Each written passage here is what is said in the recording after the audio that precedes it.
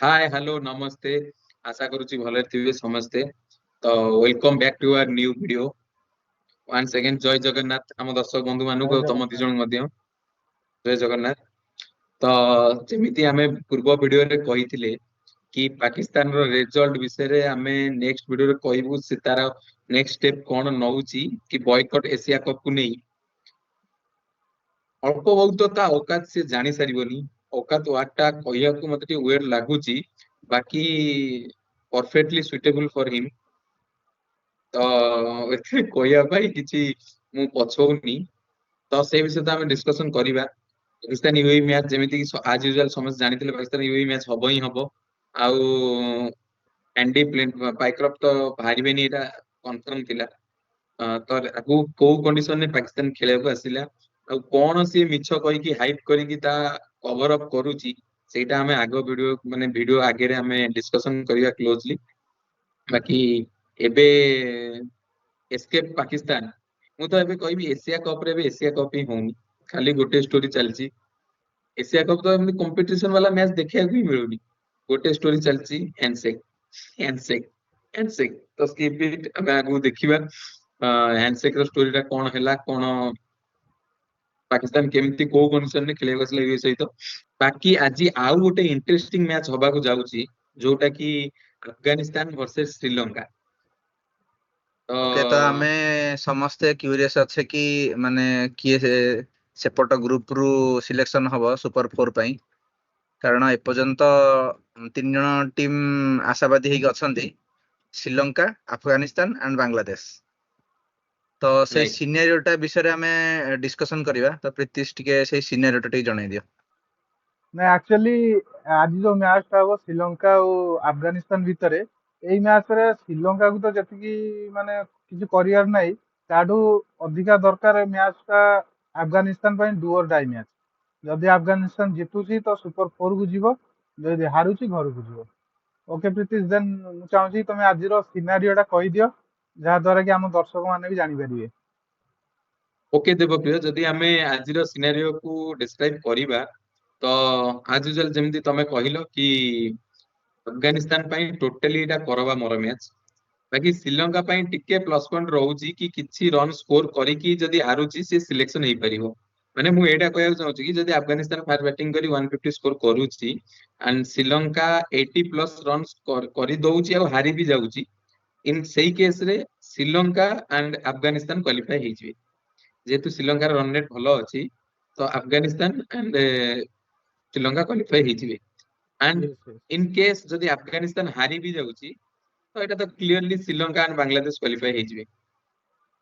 तो सबु एंड रु अफगानिस्तान एंड ପାଇଁ करवा मरम सिचुएशन से जितुची तो क्वालिफाई हबो हारिबो तो बाहरी जीवो।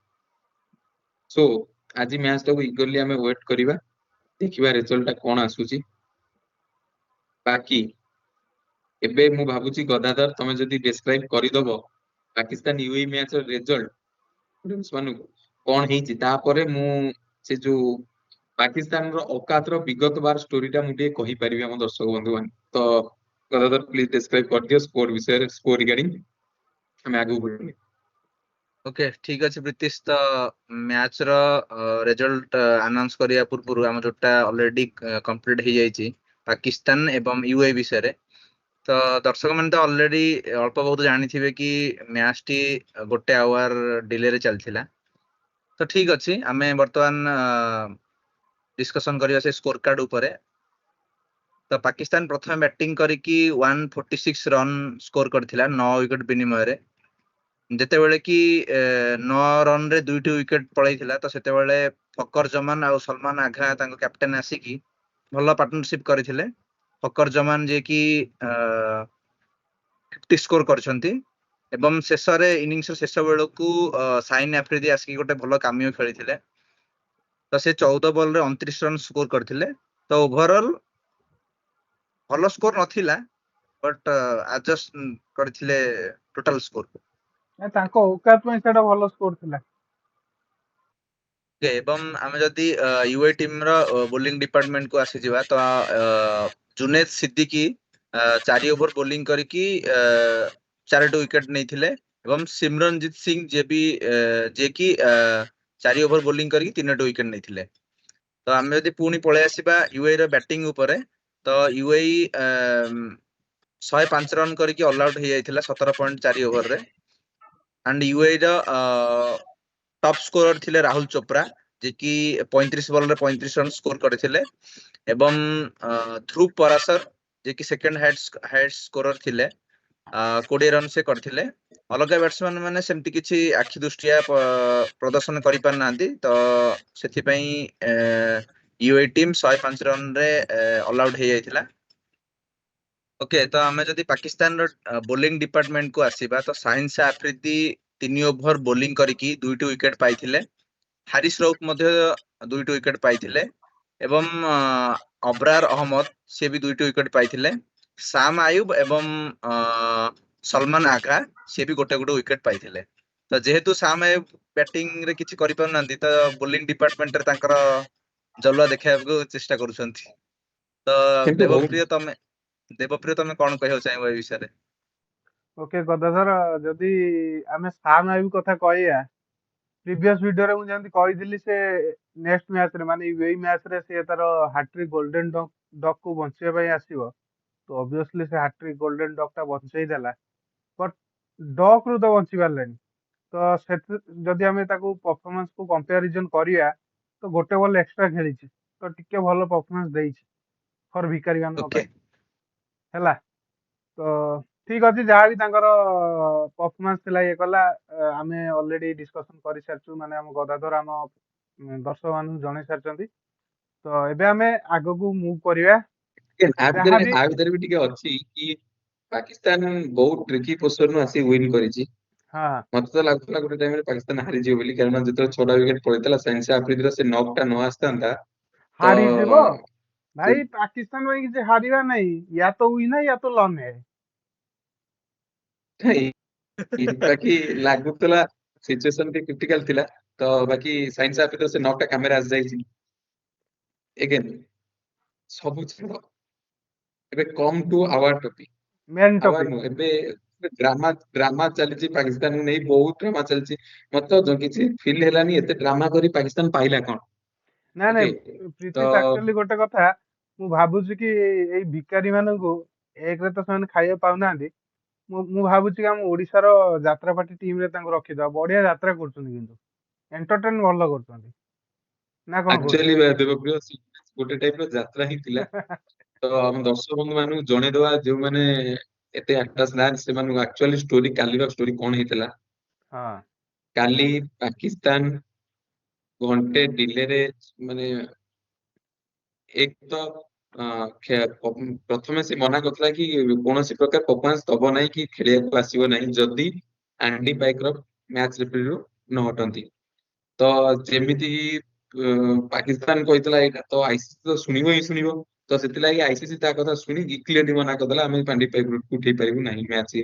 କୋଉଥିପାଇଁ ବି କୌଣସି କିଛି ରିଜନ ପାଇଁ ଆମେ ହଟେଇ ପାରିବୁ ନାହିଁ। ତ ନେକ୍ସଟ ଆଇସିସି ର ମତ ଦେଖିବାକୁ ଗଲେ, କି ଆଇସିସି ଏଣ୍ଡ ରୁ ଦେଖିବାକୁ ଗଲେ, ଯଦି ପାକିସ୍ତାନ ଏମିତିଆ ଜିଦି ଧରିକି ୟା ଫିର କହିକି ବି ଏମିତି କରିକି ଯଦି ପାକିସ୍ତାନ ବୋର୍ଡ ମ୍ୟାଚ୍ ରେଫରୀ ହଟେଇ ପାରୁଛି, ତ କାଲିକା ଟାଇମରେ ଅଷ୍ଟ୍ରେଲିଆ, ଇଂଲଣ୍ଡ, ଯୋଉ ବଡ ବଡ ଇଣ୍ଡିଆ, ଏମାନେ ତ କହିବେ ଏଇ ମ୍ୟାଚ୍ ରେଫରୀର ମୁହଁ ଭଲ ଲାଗୁନି, ଆମେ ଖେଳିବୁନି, ମ୍ୟାଚ୍ ରେଫରୀ ହଟାଅ। ତ ଆଇସିସି ହଟେଇବାକୁ ବାଧ୍ୟ ହବ। ତ ସେଥିଲାଗି ଆଇସିସି କ୍ଲିୟରଲି ମନା କରିଥିଲା କି ଆଣ୍ଡି ପାଇକ୍ର ହଟି ପାରିବ ନାହିଁ। ତ ଯେହେତୁ ପାକିସ୍ତାନ ଅଲରେଡି ତା ଗୋଡରେ କୁରାଢି ପକେଇ ସାରିଥିଲା କି ଆମେ ଖେଳିବୁ ନାହିଁ ଯଦି ଆଣ୍ଡି ପାଇକ୍ର ମ୍ୟାଚ୍ ରେଫରୀ ନ ହୁଏ, ତାପରେ ଯେତିକ ଗୁପ୍ତନୀୟ ସୂତ୍ରରୁ ଜଣା ପଡିଛି କି ପାକିସ୍ତାନର ସରି ଏସିସି ର ଯିଏ କରେଣ୍ଟ ଚେୟାରମ୍ୟାନ ଅଛନ୍ତି, ମୌସିମ ନକଭି, ସେ ପାକିସ୍ତାନ ଗଭର୍ଣମେଣ୍ଟରେ ମଧ୍ୟ ଅଛନ୍ତି ପୋଷ୍ଟରେ। ତ ସେଥିଲାଗି ତାଙ୍କ ପାଇଁ ମଧ୍ୟ ଟିକେ ଡିସିସନ ହେଇଗଲା, ଯେହେତୁ ପାକିସ୍ତାନ ଲୋକ ତାଙ୍କ ପାଇଁ ପ୍ରଶ୍ନ ବି ପଚାରିବେ, ପ୍ଲସ ସେ ଏସିସି ଚେୟାରମ୍ୟାନ ଅଛନ୍ତି, ତ ସିଏ କିଛି ଡିସିସନ ନେବେ, ତ ଆଇସିସି ମଧ୍ୟ ତାଙ୍କ ପ୍ରତି ପଦକ୍ଷେପ ନବ। ତ ତାଙ୍କର ଡିସିସନ ଯୋଉଟା ମୂର୍ଖାମୀ ସହିତ କହିଦେଇଥିଲେ କି ଆଣ୍ଡି ବୟକଟ, ଆଣ୍ଡି ପାଇକ୍ର ମ୍ୟାଚ୍ ରୁ ଯଦି ମ୍ୟାଚ୍ ରେଫରୀ ହିସାବରେ ଯଦି ନ ବାହାରନ୍ତି, ସେ ପାକିସ୍ତାନ ଟିମ୍ ବୟକଟ କରିବ। ନେକ୍ସଟ ଯେତେବେଳେ ଜାଣିଲା କି ତାର ଏତିକି ବଜେଟ୍ ହିଁ ନାହିଁ, ଯଦି ବୟକଟ କରିଦେଲା ପାକିସ୍ତାନ ବଜେଟ ପଡି ବି ଯିବ, ତ ସିଏ ଗୋଟେ ରୋଲ ଷ୍ଟାର୍ଟ କଲା। ଆଜ ଏ ରୋଲର ମାନେ ପାକିସ୍ତାନ ଟିମ କୁ ମୁଁ କହୁଛି, ସେମାନେ ପ୍ରଥମେ ବସ୍ ଭିତରେ ତାଙ୍କର ସବୁ ବ୍ୟାଗ ବଗେରା ସବୁ ପ୍ୟାକ୍ କଲେ କି ରିଟର୍ନ କରିବା ପାଇଁ, ପୁଣି ବ୍ୟାଗ ରିଟର୍ନ କରି ହୋଟେଲ କୁ ଗଲା। ନେକ୍ସଟ ବହୁତ ସାରା ମାହୋଲ କ୍ରିଏଟ ହେଲା, ଡିଲେ ହେଲା ମ୍ୟାଚ୍, ଯେମିତି ପାକିସ୍ତାନ ଟିମ୍ ଆସିନି, ଟିମ୍ ଗ୍ରାଉଣ୍ଡ କୁ ଆସିନି, ତ ପିସିବି ତରଫରୁ ଫାଷ୍ଟ ଟୁଇଟ୍ ଆସିଲା କି ଘଣ୍ଟେ ପରେ ମ୍ୟାଚ୍ ଷ୍ଟାର୍ଟ ହବ ପିସିବି ଏଣ୍ଡରୁ। ତ ଏଇ ଯୋଉ ଡ୍ରାମା କ୍ରିଏଟ ହେଲା ତା ଭିତରେ ପାକିସ୍ତାନ ଟିମ୍ ଖେଳିବା ପାଇଁ ଆସିଲା, ଘଣ୍ଟେ ଲାଗିଲା ଗ୍ରାଉଣ୍ଡରେ ପହଞ୍ଚିବା ଲାଗି, ଆଉ ଘଣ୍ଟେ ଡିଲେରେ ମ୍ୟାଚ୍ ମଧ୍ୟ ଷ୍ଟାର୍ଟ ହେଲା। ଯେହେତୁ ଏସିସି ଚେୟାରମ୍ୟାନ ମସିନ୍ ନବଗୀ କୁ ବହୁତ ସାରା କ୍ୱେଶ୍ଚିନ୍ ପଚରାଗଲା କି କାହିଁକି ପାକିସ୍ତାନ କ୍ୱିଟ୍ କଲାନି ମ୍ୟାଚ୍, ଯେହେତୁ ରେଫ୍ରି ମ୍ୟାଚ୍ ମାନେ ରେଫ୍ରି ଏସିଆ କପ୍ ରୁ ବାହାରି ନାହାନ୍ତି, ସେଥିସହିତ ତାଙ୍କ ଆନ୍ସର ଥିଲା କି ଏଇଟା କି ସେମାନେ ମାନେ ଆଣ୍ଡି ବାଇକ୍ର ତାଙ୍କ ଆନ୍ସର ଅନୁଯାୟୀ ପାକିସ୍ତାନ ମିନିଷ୍ଟରଙ୍କ ସରି ପାକିସ୍ତାନ ମିନିଷ୍ଟର ଆନ୍ସର ଅନୁଯାୟୀ, ଏସିସି ଚେୟାରମ୍ୟାନ ତ ନୁହଁ, ପାକିସ୍ତାନ ମିନିଷ୍ଟର ଆନ୍ସର ଅନୁଯାୟୀ କି ଆଣ୍ଡି ପାଇକ୍ର ଗୋଟେ ଭିଡିଓ ପିସିବି ଆକାଉଣ୍ଟରେ ସେୟାର କରାଗଲା। ସେଥିରେ ଇଏ ମସିନ୍ ନକବୀଙ୍କର ବାଇଟ୍ ଥିଲା କି ଆଣ୍ଡି ପାଇକର ଆସି କ୍ଷମା ମାଗିଛନ୍ତି କି ତାଙ୍କ ସେ ଯୋଉ ଭୁଲ ପାଇଁ କ୍ଷମା ମାଗିଛନ୍ତି। ବାକି ପିସିବି ବାଲା କଣ କଲେ, ସେ ଭିଡିଓ ଟାକୁ ସାଇଲେଣ୍ଟ କରି ଚଲେଇ ଦେଲେ। ମୁଁ ତ ଗୋଟେ ଥର ପାଇଁ ମୋ ଫୋନ ଭଲ୍ୟୁମ ଅଫ୍ ଡାଉନ ମୁଁ ଭଲ୍ୟୁମ ଅନ୍ କରିକି ଦେଖିବାକୁ ଚାହିଁଲି, ଆକ୍ଚୁଆଲି ସେ କ୍ଷମା ମାଗିଛି ବୋଲି, ବାକି ସାଉଣ୍ଡ ବି ନଥିଲା। ତ ଆଣ୍ଡି ପାଇକ୍ରୋ ତାଙ୍କ ସହିତ ସମସ୍ୟା ସହିତ ଗୋଟେ ଇନକ୍ୱାରି ହେଇଥିଲା, ମ୍ୟାଚ୍ ରେଫ୍ରି ବସିଥିଲେ, ଆଉଥରେ 1 ସେକେଣ୍ଡ ସେ ସବୁ କଥା ଟପିକ ହେଇଥିଲା କି Pakistan coach Pakistan captain machine Naqvi ବସିକି ଟପିକ ହେଇଥିଲା କି କଣ ହେଇଥିଲା ସିଚୁଏସନ, କଣ ପାଇଁ ଏ ସିଚୁଏସନ ହେଇଥିଲା, ସବୁ ହେଲା। ସବୁ ପରେ ତାପରେ ଯେତେବେଳେ ପାକିସ୍ତାନ ଜାଣିଲା ତା ହାତରେ ଆଉ କିଛି ନାହିଁ, ତ ବ୍ଲେମ ହବା ଅପେକ୍ଷା ଏଇଟା ଗୋଟେ ଭିଡିଓ ବାହାର କରି ତା ସପୋର୍ଟକୁ ଆଣିକି କି ଏଥିପାଇଁ ଆମେ ଯେହେତୁ ଆଣ୍ଡି ପାଇକ୍ରୋ ତାଙ୍କ ଭୁଲ ଟା ମାନିଲେ, ତ ଆମେ ଆମ ତରଫରୁ କ୍ଷମା କରିକି ମ୍ୟାଚ୍ ଖେଳିବାକୁ ଆସିଲେ, ଏଥିପାଇଁ ଘଣ୍ଟେ ଡିଲେରେ। ବାକି ଏ ଭିକାରୀ ମାନଙ୍କୁ ଜଣା ନାହିଁ କି ଯୋଉ ବ୍ରୋଡକାଷ୍ଟ ମାନଙ୍କୁ ସେ ଘଣ୍ଟେ ଲେଖା ଡିଲେ କରାଉଛନ୍ତି, ସେ ବ୍ରୋଡକାଷ୍ଟ ଲାଗି ଆଜି କ୍ରିକେଟ ଚାଲିଛି। ତ ସେମାନେ ଯଦି ଷ୍ଟେପ କିଛି ନେବେ, ଏମାନଙ୍କ ବିରୁଦ୍ଧରେ ଟିମ୍ ହିଁ ଲୁପ୍ତ ହେଇଯିବ। ୱିନ୍ ତ ଲର୍ନ ପର କଥା, ବାକି ଟିମ୍ ହିଁ ଲୁପ୍ତ ହେଇଯିବ। ତ ସେଥିଲାଗି ଏଇ ଷ୍ଟୋରି ଏଇ ଡ୍ରାମା ଚଲେଇକି ଏବେ ସେମାନଙ୍କ କଥା ଅନୁଯାୟୀ, ମସିନ୍ ନକବୀର କଥା ଅନୁଯାୟୀ କି ଆଣ୍ଡି ପାଇକ୍ରୋ ଆସିକି ଭୁଲ ମାଗିଲା, କ୍ଷମା ମାଗିଲା, ଦେନ୍ ଏମାନେ ମ୍ୟାଚ୍ ଖେଳିବାକୁ ଆସିଲେ। ତ ସେଥିଲାଗି ବଟ୍ ଘଣ୍ଟେ ବଟ୍ ଡିଲେରେ ମ୍ୟାଚ୍ ଚାଲିଛି। ଆକ୍ଚୁଆଲି ଆଣ୍ଡି ପାଇକ୍ରାଉଡ କ୍ଷମା ମାଗିନି। କଥା କଣ ହେଇଥିଲା କି ମାନେ କ୍ଲିୟର ମେସେଜ ଥିଲା କି ତମେ ଯଦି ନ ଖେଳିବ ସମଥିଙ୍ଗ $16 ମିଲିୟନ କି $19 ମିଲିୟନ ପାକିସ୍ତାନକୁ ପେ କରିବାର ଥିଲା। 16 ମିଲିୟନ ଭଳିଆ କଥା ହଁ ଚାଲିଛି, କେତେ ଦୂର ସତ ମିଛ ସେଟା ତ ମୁଁ ସିଓର ନୁହଁ। ହଁ ବାକି ଯଦି ବି ତ ସେମିତି ବି କିଛି ହଁ ହେଇଥିବ, ପ୍ରୋଭାଇଡ କରିବା ଲାଗି 16 ମିଲିୟନ ଇଣ୍ଟରନ୍ୟାସନାଲ ମ୍ୟାଚ୍ ଭାଇ, 16 ମିଲିୟନ ପାକିସ୍ତାନ କୋଉଠୁ ଆଣିବ, ବଜେଟ ହିଁ ନାହିଁ। ସେଥିଲାଗି ଯାହା ତ ଭିକାରୀ ଅଛନ୍ତି ଯେହେତୁ ଅଛନ୍ତି ପୁରା ଅଛନ୍ତି, ଭିକାରୀ ହେଇଯିବେ। ତାପରେ ବହୁତ ସାରା ପାକିସ୍ତାନ ଲୋକଙ୍କର ସୋ କଲ୍ କ୍ରିକେଟର ପୁରୁଣା କ୍ରିକେଟର ମାନଙ୍କର ବୟାନ, ଯେମିତି କି ସୁଅର କହିବା, ସୂର୍ଯ୍ୟ କୁମାର ଯାଦବକୁ ସୁଅର କହିବା, ଏଇଟା ତ କ୍ରିକେଟର ମାନଙ୍କୁ ଶୋଭା ପାଏନା। ଆଉ ପ୍ରପର ପାକିସ୍ତାନ ବୋଲି ସେମାନଙ୍କ ଅ ମାନେ ପରିଚୟ ଦେଇ ଦଉଛନ୍ତି। କଥାରୁ ହିଁ ପରିଚୟ ଦେଇ ଦଉଛନ୍ତି ଯୁଆଡେ ଦଉଛନ୍ତି। ମହମ୍ମଦ ୟୁସୁଫ, ଯାହା ନାଁ ଥିଲା ୟୁସୁଫ ରେହାନା ନା ଏମିତି ସମଥିଙ୍ଗ ଥିଲା, ସିଏ ପାକିସ୍ତାନ ହବାର ବହୁତ ସାରା କୋଶ୍ଚିନ୍ ହଉଥିଲା, ସିଏ କି ପାକିସ୍ତାନୀ ନୁହଁ, ମୁସଲମାନ ନୁହଁ। ସିଏ ଏବେ ଗୋଟେ ମିଡିଆରେ ବସି ଇଣ୍ଡିଆ ବିଷୟରେ ବୟାନ ଦଉଛନ୍ତି କି ସୂର୍ଯ୍ୟ କୁମାର ଯାଦବ ସମଥିଙ୍ଗ ସୁଅର, ମୋଦି କି ସପୋର୍ଟ କରୁଛନ୍ତି, ମୋଦି କି ଇଏ କର, ବିସିସିଆଇ କୁ ସରି ଆଇସିସି କୁ ଚେକ୍ କରାଯାଉ, ଆଇସିସି ରେ ଜୟସାକୁ ଧରା ହେଲେ ମୋଦି ଧରା ପଡିବ। ଆରେ ଭାଇ ଆଇସିସି କାଇଁ, ଇଣ୍ଡିଆ ସହିତ ତ ଛାଡ, ଯଦି ପଲିଟିକ୍ସ କୁ ଆସିବା, ତମେ ଆଇସିସି ସହିତ ବି ଟକ୍କର ଦବା ପାଇଁ ତମ ସମର୍ଥ ନାହିଁ। ଏମାନେ ଯଦି ମ୍ୟାଚ୍ ନ ଆସିବ, ପାକିସ୍ତାନ ବାଲା ମୁଁ କହୁଛି ପାକିସ୍ତାନ ଏମିତିଆ ସିଚୁଏସନ ଏବେ ଅଛି, ଯଦି ମ୍ୟାଚ୍ ଟେଲିଭିଜନ ନହବ କି କିଛି ଜିନିଷ ଆଗକୁ ନ ଆସିବ, ଏଇ ସବୁ କଥାକୁ ସବୁ ଏମିତି ହିଁ ଆଣ୍ଡି ପାଇକର ଷ୍ଟୋରି ଟାଇପ ର ବନେଇଦେବେ। କାରଣ ଯେମିତି ଆଟାକ ହେଲା, ତାଙ୍କର ଡ୍ୟାମେଜ ହେଲା କିଛି, ଯୋଉଗୁରା ଫ୍ରେମ କୁ ଆସୁଛି, ଫ୍ରେମରେ ଯୋଉଗୁରା ଦେଖା ଯାଉଛି କି ଯୋଉଗୁରା ଅରିଜିନାଲ ଭିଡିଓଗ୍ରାଫି ହଉଛି, ଭିଡିଓରେ ଦେଖା ଯାଉଛି, ସେଥିରେ ସବୁଥିରେ ପାକିସ୍ତାନ ଲୁଜ କରୁଛି। ବାକି ତାଙ୍କ କଥା ଅନୁଯାୟୀ ବ୍ୟାକଗ୍ରାଉଣ୍ଡ ରେ ସେମାନେ ହିରୋ। ହିରୋ। ତ ଅ, ସତ କଥା। ସବୁ କଥା ସେମାନେ କରୁଛନ୍ତି, ସବୁ ଇଏ କରାଉଛନ୍ତି, ବାକି ବିଲକୁଲ ତ ସତ୍ୟତା ନାହିଁ। ତ ଆକ୍ଚୁଆଲି ମୁଁ ହଁ ଏଇ ନାଇଁ ଆମ ନାଇଁ ଏଇ ଭିଡିଓ ସେମାନେ ମାଧ୍ୟମରେ କହିବାକୁ ସେମାନେ ଚାହିଁବି, ଆମ ଏଇ ଆକ୍ଚୁଆଲି ଭିଡିଓ ଠିକ ତ କହୁଛନ୍ତି। ପାକିସ୍ତାନ ଯାଏଁ ପହଞ୍ଚୁନି। ଦେଖନ୍ତୁ ଟିକେ, ଆମ ଏ ଭିଡିଓ ତ ପାକିସ୍ତାନ ଯାଏଁ ପହଞ୍ଚୁନି, ବାକି ମୁଁ ଏ ଭିଡିଓ ମାଧ୍ୟମରେ ଜଣେଇବାକୁ ଚାହିଁବି, ଭାଇ ଶ୍ରୀଲଙ୍କା କ୍ରିକେଟ ଟିମ୍ ହିସାବରେ ଆପଣ ମାନଙ୍କ ଠାରୁ ଅଧିକ ବାଟ ପଳେଇଲାଣି। ଆଫଗାନିସ୍ତାନ ବି ଅଧିକ ପଳେଇଲାଣି। ଇନଫାକ୍ଟ ୟୁଏ ବି କମ୍ପିଟିସନ ଦବା ସିଚୁଏସନ ଆସିଲାଣି। ପଲିଟିକ୍ସ ଛାଡିକି କ୍ରିକେଟ ଖେଳିବାକୁ ଆସ, ନା କି ହାତ ମିଳେଇବାକୁ। ତମେ ଯଦି ହାତ ମିଳେଇବାକୁ କ୍ରିକେଟ ଖେଳିବାକୁ, କ୍ରିକେଟ ଖେଳ ହାତ ମିଳେଇବାକୁ ଆସିଛ, ଏମିତି ତ ହାତ ତମେ ମିଳେଇ ମିଳେଇ ଯୋଉ ବି ରହିଯିବ। ଏମିତି ମିଳେ ମିଳେ ରହିବ, ୟୁଇ ତମ ଉପରକୁ ବି ପଳେଇ ଆସିବ, ୟୁଇ ଭଲ ପରଫମାନ୍ସ ଦବ, ଆଉ ସେ ଗ୍ରୁପ 8 ରେ ସିଲେକ୍ସନ ବି ହବ ଦରକାର ପଇଲେ ଆଗକୁ ଚାମ୍ପିୟନ୍ସ ଟ୍ରଫିରେ।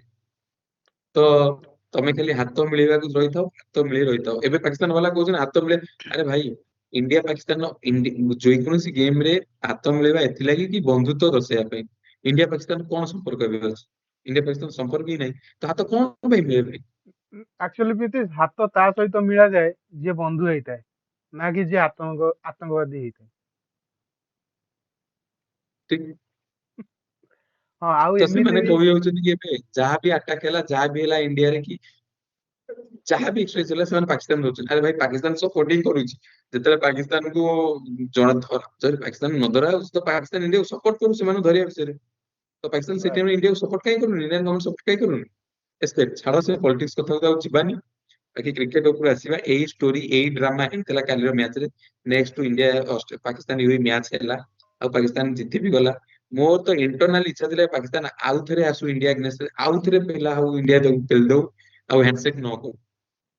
ହଁ ତ ଏଇ ରିଟର୍ନ କଥାରେ କରି ମୁଁ ଆସୁ ଆକ୍ଚୁଆଲି ସେମ୍। ଗୋଟେ କଥା କହିବି କି ଏବେ ପାକିସ୍ତାନୀ ମିଡିଆରେ ଗୋଟେ ଖବର ଚାଲିଛି କି ଆମେ ଆସିଗଲୁ ଭାରତୀୟ ମାନେ ଇଣ୍ଡିଆନ, ପୁଣି ତମକୁ ଦେଖେଇ ଦବୁ ତମେ ଯାହା କରିଥିଲ, ଆମେ ପୁଣି ତମକୁ ହରେଇକି ତମ ମୁହଁରେ କବାଟ ବନ୍ଦ କରିବୁ। ଏ ଭାଇ ଚାଲ ରେ, କବାଟ ବନ୍ଦ କରିବୁ ଆବେ ତମର ତ ହାରିବାର କିଛି ନାହିଁ, ୟା ତ ୱିନ୍ ୟା ତ ଲନ୍।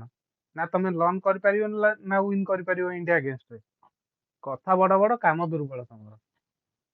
କି ଦେବପ୍ରିୟ ତ 21 ରେ ଅଲରେଡି ମ୍ୟାଚ୍ ଅଛି ଇଣ୍ଡିଆ ପାକିସ୍ତାନ, ତ ଦେଖାଯାଉ କଣ ହଉଛି। କଣ ହଉଛି ମାନେ ତମେ କଣ ପୁଣି ଡାଉଟ କରୁଛ ପ୍ରିଭିୟସ ଭିଡିଓ ଭଳିଆ?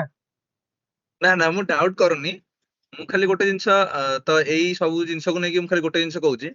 ଦେଖ, ପାକିସ୍ତାନ ଦେଶ ଦେଶ ଭିତରେ ତ କଳହ ଚାଲିଛି, ଏଇଟା ନୋ ଡାଉଟ। ତ କିନ୍ତୁ ପାକିସ୍ତାନ ଟିମ୍ ବି ଏବେ ଟ୍ରାନଜିସନ ପିରିୟଡ ରେ ଅଛି। ତ ଏଇ ସବୁ ଜିନିଷକୁ ନେଇକି ସେମାନେ ଯାହାବି ମାନେ ତାଙ୍କର ୟଙ୍ଗ ପ୍ଲେୟାର ଯୋଉମାନେ ଥିଲେ, ସେମାନେ ଅବଭିୟସଲି ଯୋଉ ଇମ୍ପାକ୍ଟ ପରଫମାନ୍ସ ପଡିବ, ତାଙ୍କ କରିଥାନ୍ତେ, ଉପରେ ଇମ୍ପାକ୍ଟ ପଡିବ। ତାଙ୍କର ମାନେ ପର୍ସନାଲିଟି ଉପରେ ଇମ୍ପାକ୍ଟ ପଡିବ, ତାଙ୍କ ଖେଳ ମାନେ ମାଧ୍ୟମ ଉପରେ ବି ଇମ୍ପାକ୍ଟ ପକେଇବ। ତ ସେମାନଙ୍କର ବି ମାନେ କିଛି ଗ୍ରୋଥ ହେଇପାରିବନି। ତ ଏଇଟା ନ ତାଙ୍କର ହଉ। ଗୋଟେ ଲଙ୍ଗ ଫେଜ କହିବାକୁ ଗଲେ ଚାଲିବ ବର୍ତ୍ତମାନ। କାରଣ ଆ ପରେ ବି ଏସିଆ କପ୍ ସରିଲା ପରେ ବି ବୋଧହୁଏ ଗୋଟେ ମାନେ ଟିମ୍ ମିଟିଂ, ମାନେ ଆଇସିସି ଡାକିପାରେ ମିଟିଂ, ପାକିସ୍ତାନ କୁ ଆଣିକି ଲାଇକ୍ କାହିଁକି ଏମିତି ମାନେ ଡିଲେ କଲ, କଣ ପାଇଁ ତମର ଏଇ ସବୁ ଆସିଲା, କି କିମ୍ବା ତାଙ୍କର କନସର୍ନ କଣ ଅଛି। ତ ଏଇ ନେଇକୁ ପୁଣି ଗୋଟେ ବଡ ମାନେ ଗୋଟେ ମିଟିଂ ହବାର ନାଇଁ ମତେ ଲାଗୁଛି। ମୋ ମତରେ ଆକ୍ଚୁଆଲି ପାକିସ୍ତାନକୁ ବ୍ୟାନ୍ କରିଦବା ଭଲ। ନା ନା ରହିବ ବାଉଁଶ, ନା ବାଜିବ ବଇଁଶୀ। ଭାଇ ପାକିସ୍ତାନ କହି ହଉଥିଲା କି ତାଙ୍କ ବିନା କେମିତି ହବ ଏସିଆ କପ୍? ଆରେ ଭାଇ ତମ ସତ୍ତା ହିଁ ନାହିଁ ଏସିଆ କପ୍ ହବ ମାନେ। କଣ ଏସିଆ କପ୍ ହବ? ତମ ଉପରେ କଣ ଡିପେଣ୍ଡ କରେ ଏସିଆ କପ୍ ରେ? ପାକିସ୍ତାନ ବାହାରିଯିବ ତ। ଯେମିତି ଅଶ୍ୱିନ ଗୋଟେ ମତ ଆଣି ରଖିଥିଲେ କି ମାନେ କାରେବିଆନ या फिर south African, Asia south African, ଏମିତି ଏସିଆ ସମଥିଙ୍ଗ ଏସିଆ କରିବା ଲାଗି। ଆଫ୍ରୋ, ଏସିଆ ଠିକ, ଆଫ୍ରୋ। ଏସିଆ ଆଫ୍ରୋ ସେମିତିକା ଗୋଟେ ଭାଇ ପଳେଇ ଆସିବ ତ ଅବଭିୟସଲି ଆହୁରି ଭିଓର ହବ ଭାଇ ତମର। ହୁଁ। ରହିକି ଆଉ ଭିଉଅରସିପ ତମେ କମଉଛ। ଏସିଆର ତ ନାଁ ଖରାପ କରୁଛ ଏକରେ, ସବୁ ମାନେ ବାହାର ଇଏରେ ଏଡେ ବଡ ନାଁ ଧରିକି ଖାଲି ଆମେ ଇଏ କରିଦବୁ ଇଏ କରିଦବୁ, କିଛି ନାହିଁ ଭାଇ। ପ୍ଲେୟାର ଥିଲେ ପାକିସ୍ତାନ ଆଗରୁ ବନୁଥିଲେ, ଏବେ ତ ପ୍ଲେୟାର ହିଁ ବନୁନାହାନ୍ତି। ମତେ ତ ଲାଗୁଛି ଏବେ ତ ଇଣ୍ଡିଆର, ଓଡିଶାର ଟେନିସ କ୍ରିକେଟର ପାକିସ୍ତାନ ଘରେ ଦବ ମ୍ୟାଚ ଖେଳିବ। ଇଣ୍ଟରନ୍ୟାସନାଲ ପ୍ଲେୟାର ତ ପରର କଥା, ଏବେ ତାଙ୍କ ପରଫମାନ୍ସ ୱାଇଜ ତ କିପ ଇଟ। ରିସେଣ୍ଟଲି ବର୍ତ୍ତମାନ ଆମର ବାରବାଟୀରେ ଚାଲିଛି ଓଡିଶା ପ୍ରୋ ଲିଗ T20। ହଁ। ତ ତାଙ୍କ ଗୁଡ୍ ଟିମ୍ କ୍ରିକେଟ। ଭଲ ଖେଳୁଛନ୍ତି ଆକ୍ଚୁଆଲି। ଯାହା ହଉ ଆମ ଓକେ। ଓଡିଶାରେ ବି ଗୋଟେ ମାନେ T20 ଲିଗ୍ ଷ୍ଟାର୍ଟ ହେଇଗଲା, ବହୁତ ବଢିଆ କଥା। କିଛି ୟଙ୍ଗ ଓକେ ତ ଟ୍ୟାଲେଣ୍ଟ ଦେବପ୍ରିୟ ଆଉ ମୁଁ ନୂଆ ଏଇଟା, ଫେସ୍ କୁ ଆମେ ଦେଖିବାକୁ ପାଇବା। ହଁ ହଁ ନୂଆ ମେ ବି ଫେସ୍ ଦେଖିବା ସେଥିରୁ ଏଇ କିଛି ଏଇ ବିଷୟରେ ଇଣ୍ଟରନ୍ୟାସନାଲ ଆମେ ନେକ୍ସଟ କ୍ରିକେଟ କୁ ଗୋଟେ ବି। ଭିଡିଓ ଆଣିବା। Okay okay. ତ ମୋ ନେକ୍ସଟ କହିବା ଗୋଟେ କଥା ଭିଡିଓ ଆକ୍ଚୁଆଲି, ଆଣିବା, ଡିସ୍କ୍ରାଇବ କରିବି। ହଁ ମୋ କହିବା କଥା କି ମେ ବି ଆମ ଓଡିଶା ଟିମ୍ ରୁ ଯେମିତି ଆଗରୁ ଦେବାଶିଷ ମହାନ୍ତି ପରେ ମେ ବି ସେମିତି କେହି ପ୍ଲେୟର ଯାଇନାହାନ୍ତି ଇଣ୍ଟରନ୍ୟାସନାଲ କୁ, ଏଥିରୁ ବାହାରି ପାରନ୍ତି ଭଲ ପରଫମାନ୍ସ ଦେଇକି। ତ ଗୋଟେ ଭଲ କଥା ହବ ଆମ ଓଡିଶା ପାଇଁ, ଆମ ଓଡିଶା ପାଇଁ ଗର୍ବ ଆଉ ଗୌରବର କଥା ବି ମଧ୍ୟ ହବ, ଯଦି କି ଆମ ଓଡିଶା ତରଫରୁ ବାକି ଇଣ୍ଟରନ୍ୟାସନାଲ ବାକି ଖେଳୁଛି। ଟେନିସ ବାକି ଟେନିସ ର ବି ଟୁର୍ଣ୍ଣାମେଣ୍ଟ ର ବି ଚାହିଦା ଏବେ ବଢିବ ଧୀରେ ଧୀରେ। ଟେନିସ ପାଇଁ ବଢିଲାଣି। ବି ପିଲା ଇଣ୍ଟରେଷ୍ଟ ହେବେ କହୁଛି। ଏ ଟପିକ ଉପରେ ଆମର ନେକ୍ସଟ ଭିଡିଓ ଆଣିବା, ବହୁତ ଟେନିସ ପ୍ଲେୟାରଙ୍କ ଉପରେ, ବହୁତ ଯିଏ ବି ବେଶୀ ସେଲିବ୍ରିଟି ହେଇସାରିଲେଣି, ଅଲରେଡି ସେଲିବ୍ରିଟି ହେଇସାରିଲେଣି, ସେମାନଙ୍କ ଭିଡିଓ ଆଣିବା। ତ ମୁଁ ଭାବୁଛି ଆମେ ଏଇ ଷ୍ଟୋରି ଆଉ ଏ ବ୍ୟାକଏଣ୍ଡ ରେ ଯାହା ବି ହେଇଛି କାଲିର ପାକିସ୍ତାନ ୟୁଏ ମ୍ୟାଚ୍ ରେ ଆମେ ଯେହେତୁ ଆମେ ଦର୍ଶକମାନଙ୍କୁ ଜଣେଇଦେଲେ, ତ ମୁଁ ଭାବୁଛି ଆଉ ଭିଡିଓ ଲମ୍ବା କରିବା ନାହିଁ, ଏଇ ଭିଡିଓଟାକୁ ଅଫ୍ କରିଦେବା ଏବଂ ଏଥିସହିତ ୱେଟ୍ କରିବା କି ଇଣ୍ଡିଆ ପାକିସ୍ତାନ ମ୍ୟାଚ୍ ରେ କଣ ହଉଛି, ଆଉ ସେଇ ଭିଡିଓ ତ ପୁରା ଧମାକଦାର ୱେରେ ବନେଇବା ଆଉ ତାକୁ ଜଲ୍ଦି ହିଁ ପୋଷ୍ଟ କରିବା ଆମ ଦର୍ଶକ ବନ୍ଧୁ ମାନଙ୍କୁ। ଯେହେତୁ ଏତେ ଡିଲେ ହେଲାଣି ଆମ ଭିଡିଓରେ ପୋଷ୍ଟ କରିବାରେ ପର୍ସନାଲ ଇସ୍ୟୁ ଲାଗି ବହୁତ କାରଣ ଲାଗି, ସେ କାରଣ ମତେ ଲାଗୁଛି ଏବେ ଆଇଦର ସବୁ ଜିନିଷ ମ୍ୟାନେଜ କରିବା ଟିକେ ହାପି ହେଇଯାଉଛି, ତ ବେଷ୍ଟ ହବ ଗୋଟେ ଜିନିଷ ସାଇଡ୍ ରଖି ଆମେ ଯଦି ଭିଡିଓ କରୁଛେ ଦର୍ଶକମାନଙ୍କ ପାଇଁ ଭିଡିଓ ଆଣିଛେ ତ କଣ୍ଟିନ୍ୟୁ ଭିଡିଓ ବନେଇବା।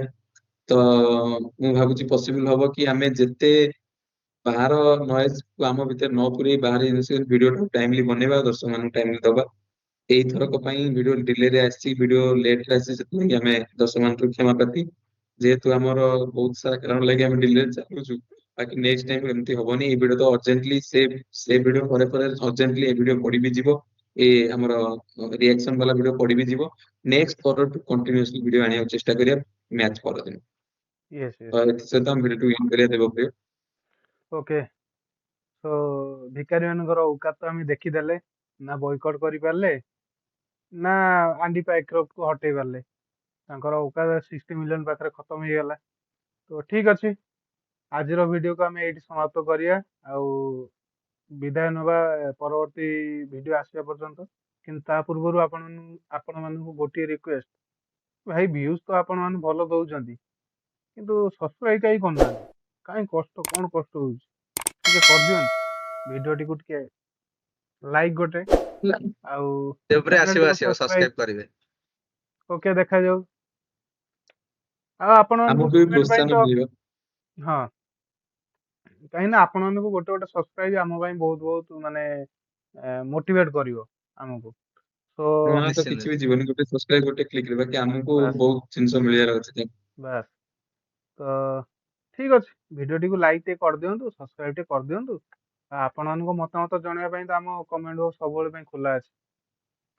ଠିକ ଅଛି, ଆଉ ଆମେ ମୁଁ ରେଗୁଲାରଲି ରହୁଛି। 3 ଜଣ କମେଣ୍ଟ ବକ୍ସ ପଢୁଛୁ ମଧ୍ୟ, କଣ ଭୁଲ ହଁ କରୁଛୁ କଣ ଠିକ କରୁଛୁ କୋଉଟା କରିହବ ସେଟା ତ ଆପଣମାନଙ୍କ କମେଣ୍ଟ ବକ୍ସ, ଆପଣମାନଙ୍କ ମତାମତ ପାଇଁ ତ କମେଣ୍ଟ ବକ୍ସ ଓପନ ଅଛି।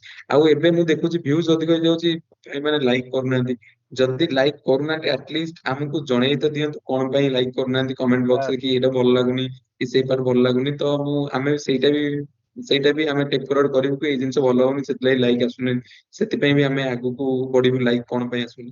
ତ ୟେସ୍ ୟେସ୍ ତ ଆପଣ ମାନଙ୍କ ଆପଣମାନଙ୍କ କମେଣ୍ଟ କୁ ଯେହେତୁ ଆମେ ଅପେକ୍ଷାରେ ରହିଲୁ, କାରଣ ଆମେ କମେଣ୍ଟ କୁ ଦେଖିକି କିଛି ଇମ୍ପ୍ରୁଭେସନ କରିବା ପାଇଁ ଚେଷ୍ଟା କରୁଛୁ। ୟେସ୍ ବହୁତ ଜଣଙ୍କ ୟେସ୍ କମେଣ୍ଟ ଅଛି କି ଟିକେ ଡିଟେଲ୍ସ କୁ ଯାଉନାହାନ୍ତି ଭାଇ ମାନେ, ଡିଟେଲ୍ସ କୁ ଭାଇ ଆମେ ଡିଟେଲ୍ସ କୁ ଆଉ କଣ ଯିବୁ, କହି ତ ଦଉଛୁ ସବୁ ଟପିକ, ସବୁ ନର୍ମାଲ ଡିଟେଲ୍ସ ରେ କହିବି ଦଉଛୁ। ହଁ ଠିକ ଅଛି, ଡିଟେଲ୍ସ ଆହୁରି ବି ଡିଟେଲ୍ସ ଯାଇ ହବ। ଠିକ ନାଇଁ ଅଛି, ଆମେ ଆକ୍ଚୁଆଲି ସେଇଟାକୁ ବି ରଖିଲୁ ଟେକ୍ ଫରୱାର୍ଡ ହଁ କଲୁ, ସେଥିଲାଗି ଆଜିର ଏଇ ଷ୍ଟୋରି ମୁଁ ଏତେ ସାରା ଷ୍ଟୋରି କହିଲି, କଣ ହେଇଛି କଣ ନାହିଁ ବ୍ୟାକଗ୍ରାଉଣ୍ଡ ରେ ଇଏରେ ଡିଟେଲ୍ସ କହିଲି। ଭିଡିଓ ଲମ୍ବା ମଧ୍ୟ କରିବିନି, ଆପଣମାନେ ଦେଖୁନାହାନ୍ତି କମ୍ପ୍ଲିଟ ଭିଡିଓ ଦେଖିଲେ ଡିଟେଲ୍ସ ଟା ଜାଣିପାରିବେ କଣ ଡିଟେଲ୍ସ ଯାଇଛି କି ନାହିଁ। ତ ଦୟାକରି ଆପଣ ଟିକେ ଭିଡିଓ ଦେଖନ୍ତୁ ଆଉ କମେଣ୍ଟ ବକ୍ସ ମଧ୍ୟରେ ଆମକୁ ଟିକେ ବି ଜଣାନ୍ତୁ ଆଉ ଲାଇକ୍ ଟିକୁ ଦବା। ବାସ୍। ତ ଏଥିସହିତ ଆମେ ଓକେ ଠିକ ବିଦାୟ ଅଛି, ନଉଛୁ। ଜୟ ଜଗନ୍ନାଥ। ଜୟ ଜଗନ୍ନାଥ।